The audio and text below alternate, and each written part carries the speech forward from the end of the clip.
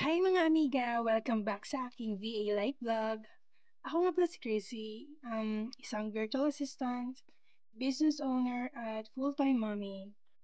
So today, samahan niyo ako sa isang typical na araw ko pagkatapos ng morning shift ko sa client ko from US. Simple lang naman pero puno ng hassle at mga gawaing bahay. Natapos ako sa task ko for one of my clients around 6 AM. Then, nag-log out ako. Tapos, nakapag-ready na rin yung mga bata para pumasok at yung asawa ko ay pumasok na rin sa work. So, pag alis nila, syempre, tahimik na ulit sa bahay. At doon na nagsisimula yung real life work natin bilang nanay. Una kong ginagawa, nililinis ko ang workstation ko, inaayos ko mga cables, then nililinis ko ang keyboard at desk. So, syempre, para matanggal yung mga gubok. Alam niyo yung pakiramdam ng fresh na workspace? Nakakadagdag talaga sa productivity natin. And then, peace of mind also. So, parang pag malinis, mas ganado ulit magtrabaho mamaya. Kasi may work din ako doon sa isa ko pang client after nito. So, maglilinis muna ako since wala ng tao sa bahay. Then, pagkatapos ng desk area, tuloy-tuloy na ako sa mga linisin sa bahay. So, nagwalis na ako, nagpunas, nag-ayos ng mga kalat. So, um,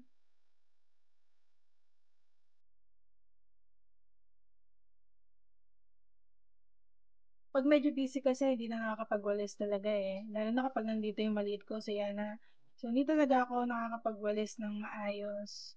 So, makapaglilinis lang talaga ako kapag tulog siya, ganyan. Then, tapos yung mga tupi na damit, syempre grabe, hindi nawawala yan, parang may sariling buhay.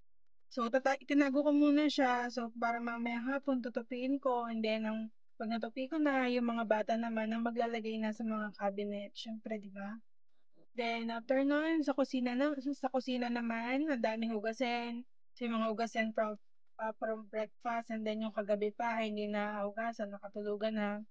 So inayos ko muna lahat bago pa magsimulang uminit ang ulo ko, Then, siyempre binabanlawan ko muna ng tubig para matanggal yung mga tirang pagkain and then para malambot tsaka madali siyang malinis. Then after nito siyempre nilinisan ko na rin yung lutuan, yung induction, nagpunas na ako ng ref, and then, mga nagwalis na rin ako, nag-mop, tapos nilinis ko na rin yung table. So separate ko na lang, gagawin yung, paglilinis ng ref.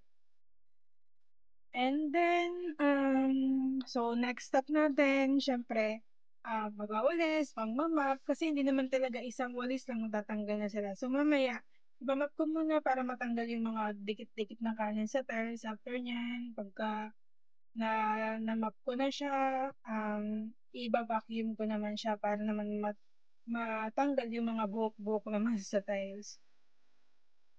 So, next step natin ay terrace. So, ang daming ring kalat, mga tsinelas. Ayan, yung mga tsinelas kasi dapat nakatago yan sa lagayan ng mga tsinelasan. Kasi, lagi na lang nakakalat ako, nakainis kasi talaga pag laging tambak doon yung tsinelas sa may gate.